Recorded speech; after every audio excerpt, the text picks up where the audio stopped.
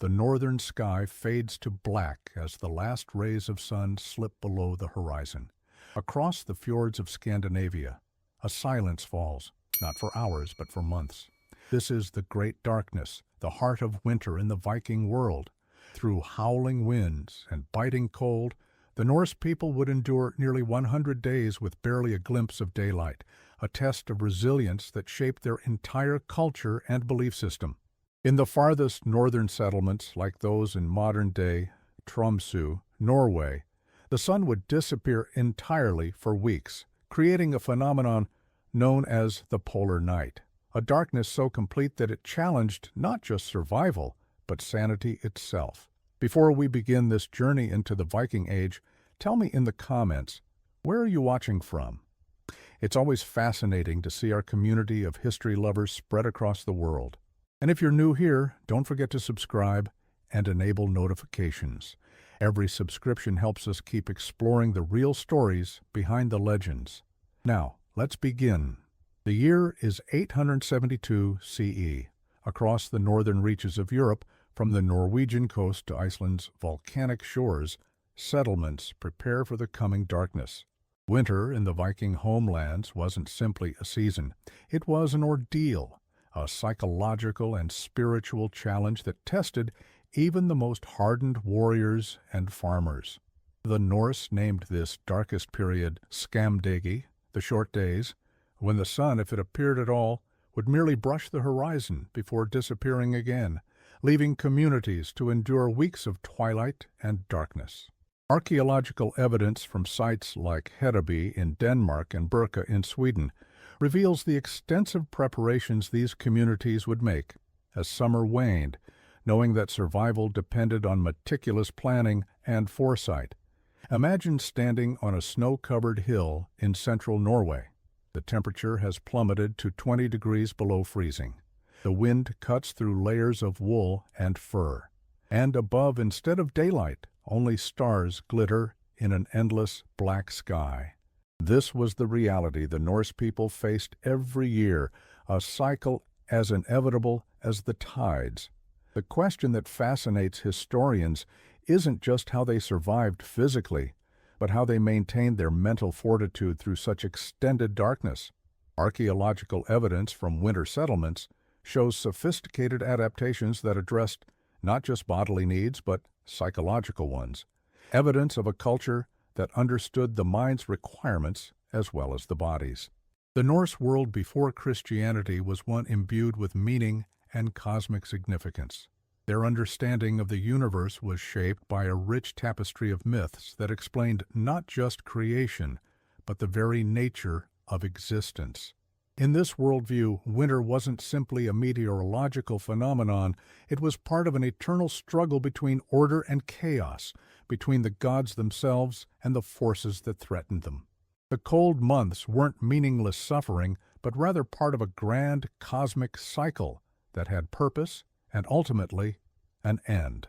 Excavations at temple sites like those at Uppsala in Sweden reveal ritual objects specifically associated with winter observances, suggesting organized religious responses to the darkest season. For the Vikings, the world was Midgard, the middle realm, suspended in the branches of Yggdrasil, the great world tree. Above and around them existed other realms, Asgard, home of the gods, Jotunheim, land of the giants, and below, the misty realm of Niflheim, a place of primordial ice and cold. This wasn't mere superstition, but a complex philosophical framework that helped explain the hardships they endured. The harsh winter wasn't punishment, it was simply the nature of existence in a world where even the gods themselves struggled against forces greater than themselves. The poem Völuspá, preserved in the 13th century Poetic Edda, describes this cosmology in vivid detail, suggesting its central importance to Norse understanding of their place in the world. The longhouses, ingeniously designed for survival in the northern climate, became the centers of Viking winter life. These remarkable structures, some stretching over 250 feet in length, were architectural marvels, specifically engineered for communal endurance. Archaeological evidence from sites across Scandinavia Particularly well-preserved examples at Borg in the Lofoten Islands and Stong in Iceland reveals their sophisticated design.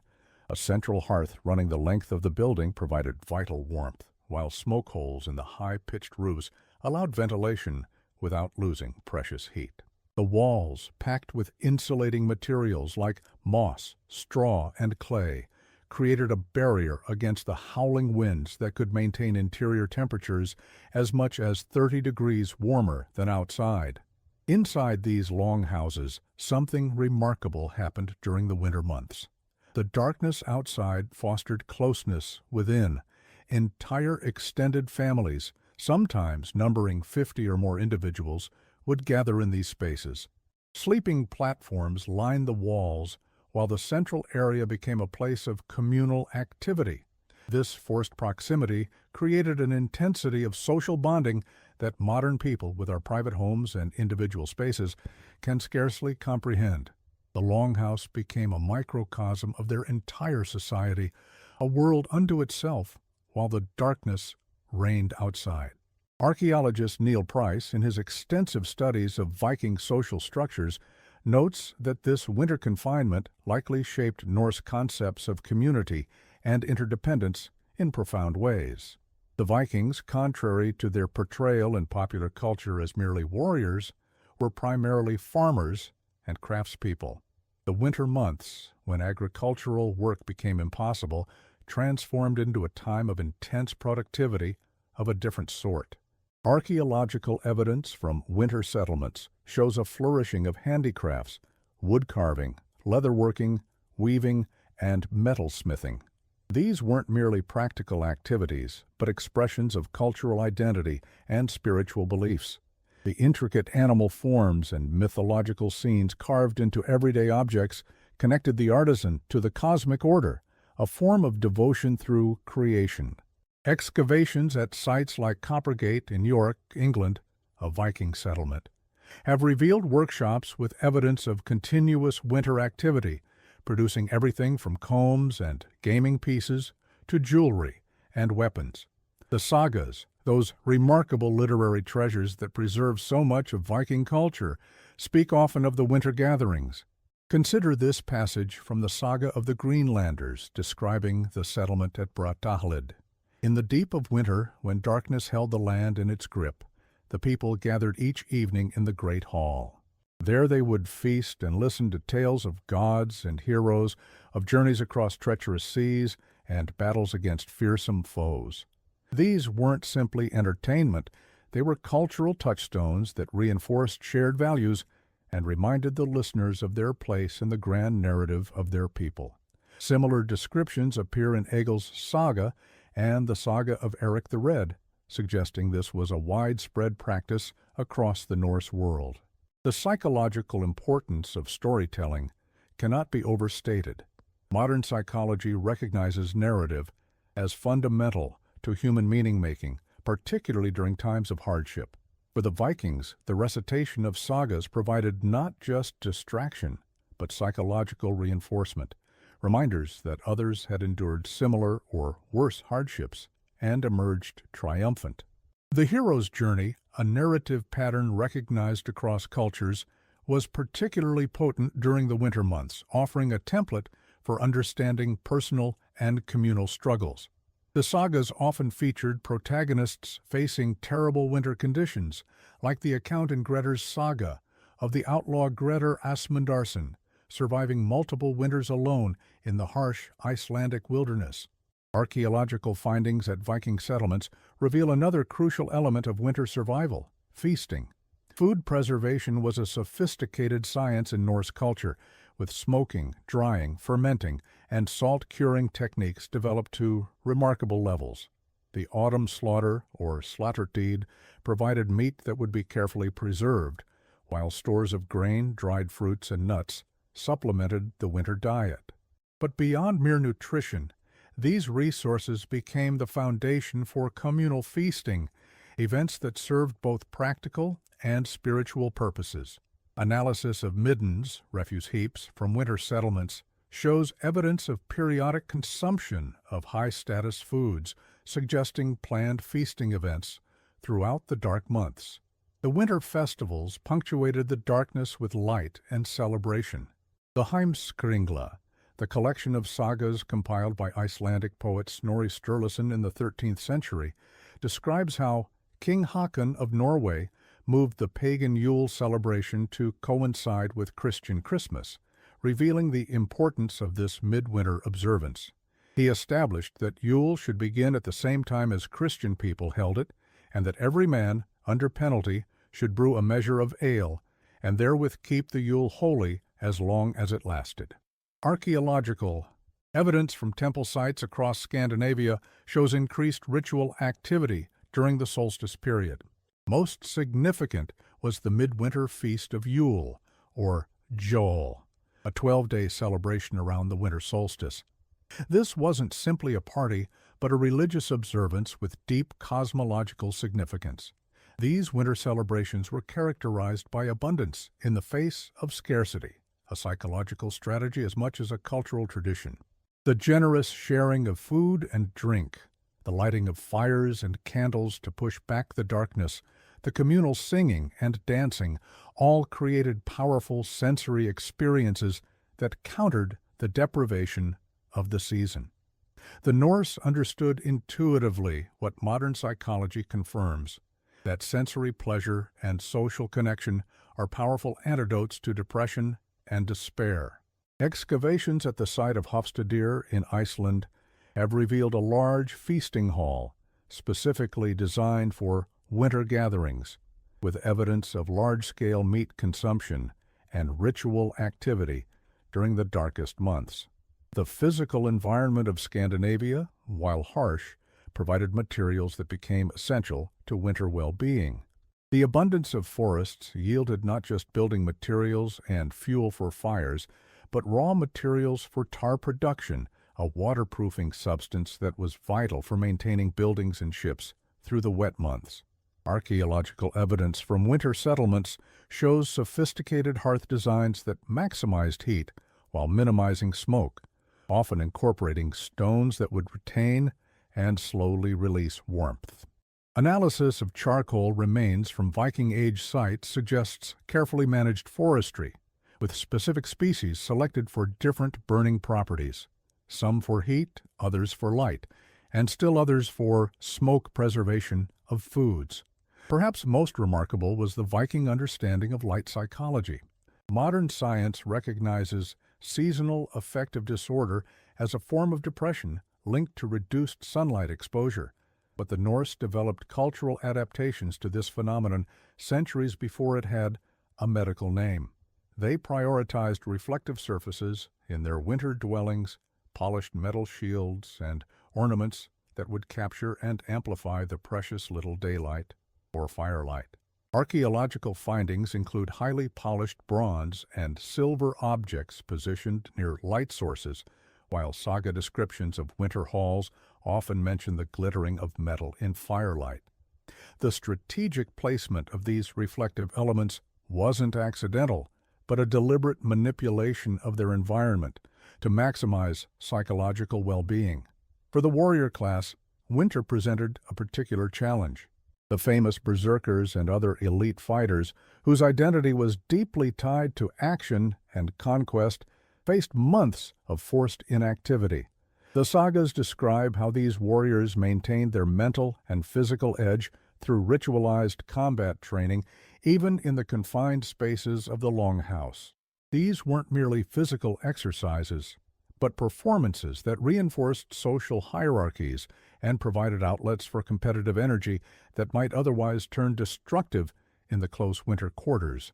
Archaeological evidence includes indoor game boards for Taffel, a strategic board game that simulated battle tactics, allowing warriors to maintain their tactical thinking during the inactive months. The spiritual practices of the Vikings took on special significance during the winter months. The extended darkness was understood in cosmological terms, reflecting the primordial struggle described in their creation myths. According to Norse mythology, the world began in the meeting of fire and ice, and would end in Ragnarok, a cataclysmic battle followed by rebirth. Winter, with its darkness and cold, echoed this cosmic cycle in miniature, a temporary triumph of chaos that would inevitably give way to order and light. This framework gave meaning to suffering. It wasn't random or purposeless, but part of a greater pattern. Ritual objects found at winter settlement sites often show increased wear during this season, suggesting more frequent ceremonial usage during the darkest months. Archaeological evidence from winter settlements reveals another aspect of Norse resilience, their medical knowledge. The harsh conditions brought specific health challenges, from respiratory infections to injuries that healed poorly in the cold. Analysis of plant remains from Viking settlements shows sophisticated use of medicinal herbs, yarrow for wounds, chamomile for digestion, and willow bark, containing salicylic acid, the active ingredient in aspirin, for pain and inflammation. The medical knowledge was often preserved by women whose status in Viking society was considerably higher than in many contemporary cultures. Excavations at sites like Kopang in Norway have revealed caches of medicinal herbs specifically stored for winter use, along with specialized implements for their preparation and administration. The belief in fate, or word, provided another psychological bulwark against winter despair. The Norse understood destiny not as predetermined events, but as a complex weaving of past actions, present choices, and cosmic purpose. This belief system encouraged both acceptance of hardship and active response to it, a balance that modern resilience psychology recognizes as crucial for mental health during prolonged stress. The concept appears repeatedly in the sagas, where characters acknowledge the inevitability of certain struggles while still fighting valiantly against them. This philosophical approach is reflected in the famous saying attributed to the Havamal, the sayings of the High One, Odin. The unwise man lies awake all night, worrying about everything. When morning comes, he is tired, and everything is just as it was. Maritime activities, so central to Viking identity, didn't cease entirely during winter. While long-distance voyages became impossible when the seas froze, archaeological evidence from coastal settlements shows continued fishing and hunting of marine mammals through holes cut in the ice. These activities were dangerous but necessary supplements to stored provisions. More significantly, the winter months became a time for ship maintenance and construction. The famous longships, technological marvels that enabled Viking expansion, were often built during the dark months, their construction a communal activity that required coordination and shared purpose. Analysis of tool marks on recovered ship timbers suggests much of the fine carving and finishing work was done indoors during winter, while the assembly of larger components waited for spring.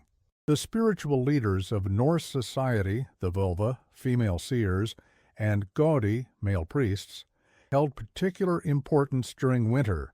Archaeological findings from burial sites reveals the high status of these figures, often interred with elaborate ritual objects. The sagas describe how these spiritual specialists would lead ceremonies during the darkest months, communicating with the gods and ancestors through trance states and ritual. These weren't simply religious practices, but psychological interventions that provided communities with a sense of agency during a time when they were most at the mercy of natural forces.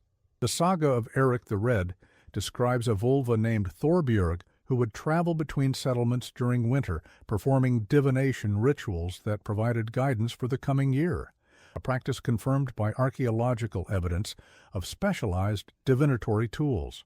Physical activity remained crucial to winter well-being. The Norse were among the earliest adopters of skiing technology, with archaeological evidence of ski-like objects dating back to 5000 BCE in Scandinavian regions. During winter, these weren't merely recreational tools, but essential for hunting, communication between settlements, and maintaining physical fitness. The god Ullr was associated with winter, skiing, and archery, suggesting the cultural significance of these activities. Rock carvings from northern Norway depict skiing hunters, while preserved wooden skis have been found in bogs dating to the Viking Age. The physical exertion produced endorphins, natural mood elevators that counteracted the psychological effects of darkness and confinement. The concept of sisu, while more commonly associated with Finnish culture, reflects a mindset shared across Nordic peoples, a determination to continue despite overwhelming obstacles. This wasn't mere stubbornness, but a cultivated mental discipline, a way of approaching hardship that acknowledged difficulty without being defeated by it. Modern psychological research into resilience identifies similar mindsets as crucial to surviving extended hardship. For the Vikings, this approach was embedded in their cultural values and reinforced through winter storytelling and shared experience. The sagas frequently celebrate this quality, as in Egil's saga, when the protagonist continues to compose poetry even after the deaths of his sons and in the face of his own mortality. Music played a vital role in winter resilience. Archaeological findings include various instruments, bone flutes, stringed lyres, and drums made from wood and animal skin. The sagas describe winter gatherings filled with song and instrumental performance. These weren't simply entertainments, but communal expressions that strengthened social bonds and provided emotional release. Modern neuroscience confirms what the Vikings understood intuitively, that music activates multiple brain regions, triggering the release of dopamine and other neurotransmitters associated with pleasure and well-being. Recovered musical instruments from Viking burial sites show signs of extensive use and repair, suggesting their importance to daily life, particularly during periods of confinement. The concept of hygge, while now associated primarily with Danish culture, has roots in the Old Norse hygge, meaning to think or feel satisfied. This pursuit of cozy contentment through simple pleasures, warm drinks by the fire, intimate conversations, the soft glow of candles, was a survival strategy during the dark months. Archaeological evidence from winter settlements shows careful attention to comfort even in harsh conditions, fur-lined sleeping areas, benches positioned to catch heat from the central hearth, and spaces designed for gathering in close proximity. Analysis of indoor activity areas in longhouses reveals designated spaces that appear to have been arranged specifically for comfortable conversation and handicrafts, often near light sources and heat. Trading didn't cease entirely during winter. While long-distance sea travel became impossible, internal trade continued along frozen rivers and lakes, which became highways for sleds and people on skis or snowshoes. Archaeological evidence from winter markets shows a flourishing exchange of goods and ideas, even in the darkest months. These gatherings weren't merely economic but social occasions that broke the monotony of winter isolation, bringing news, new connections, and cultural exchange to communities that might otherwise remain isolated for months. The sagas mention winter markets, while archaeological sites like Birka in Sweden show evidence of specialized winter trading activities, with different goods than those exchanged during the summer months. For coastal communities, winter brought a surprising bounty. The beaching of whales, more common during winter storms, provided not just food but materials for art, tools, and construction. Whale vertebrae have been found repurposed as stools in Viking longhouses, while scrimshaw, decorated whalebone, and teeth represent some of the most intricate Viking art. These windfall resources became the subjects of winter storytelling, interpreted as gifts from the gods during the harshest season. Archaeological evidence from coastal settlements shows specialized tools for processing beached marine mammals, suggesting communities were prepared to take quick advantage of these opportunities when they arose. The Norse approach to mental health was remarkably sophisticated. The sagas describe what we would now recognize as seasonal depression, using terms like winter sadness or darkness heaviness. Rather than stigmatizing these experiences, Viking culture acknowledged them as natural responses to environmental conditions and developed communal strategies for addressing them. Those particularly affected might be given special roles in winter preparations or placed in sleeping positions nearest the hearth. Practical accommodations that recognized individual differences in sensitivity to light deprivation. This approach finds parallels in modern light therapy for seasonal affective disorder, suggesting the Vikings had an intuitive understanding of the relationship between light exposure and mood. The winter months transform social dynamics in intriguing ways. Archaeological evidence suggests that the rigid gender roles that applied during the active seasons became somewhat more flexible in winter. Analysis of activity areas in longhouses shows men and women working side by side on crafts that might be gender segregated in summer.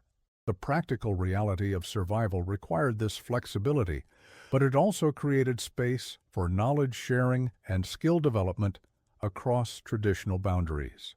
Winter, paradoxically, may have been a time of greater equality in certain aspects of daily life.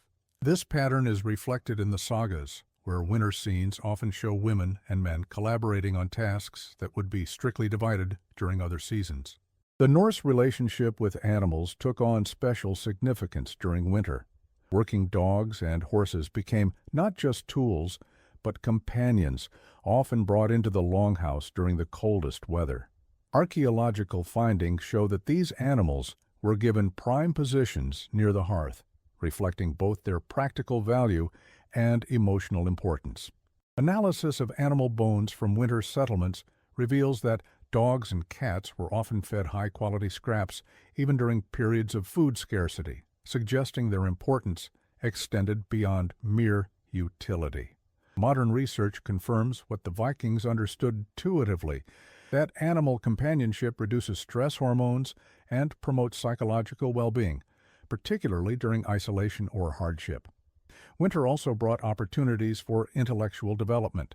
The sagas describe the recitation and memorization of law codes during the dark months, suggesting this was a time for passing specialized knowledge to younger generations.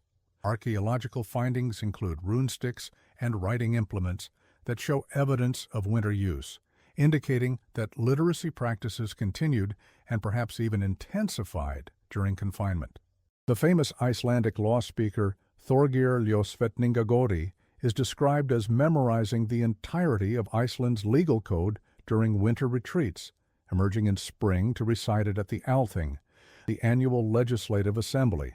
This tradition of winter learning likely contributed to the remarkable literary output of medieval Iceland, which preserved not just Norse myths, but complex legal and historical traditions. As the winter slowly released its grip, the Norse marked the transition with the festival of Dísablot, honoring the female powers, Disir, associated with fertility and renewal. Archaeological evidence from late winter sites shows increased ritual activity, with offerings and feasting that anticipated the coming spring. These celebrations weren't simply expressions of relief, but acknowledgments of having successfully navigated the cosmic cycle once again. The shared experience of winter endurance became part of individual and community identity, a testament to resilience that carried forward into the more active seasons. Analysis of animal bones from these late winter feasts shows a predominance of female animals, suggesting specific ritual requirements associated with fertility and renewal. The Norse understanding of winter hardship left lasting imprints on Western culture. The concepts of stoicism in the face of inevitable suffering, of finding meaning through communal connection, of celebrating light amidst darkness. These philosophical approaches to hardship echo through centuries of Northern European thought.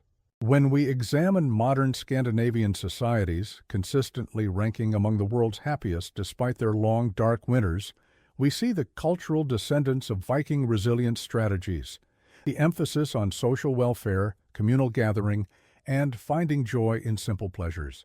The modern concept of friluftsliv, open-air living, which encourages outdoor activity regardless of weather, has direct roots in Norse winter practices. Archaeological evidence suggests that the Norse adaptation to winter darkness may have spurred technological innovation. The need for adequate indoor lighting led to advances in lamp design and fuel efficiency, while the challenge of maintaining body temperature in extreme cold resulted in sophisticated layered clothing techniques.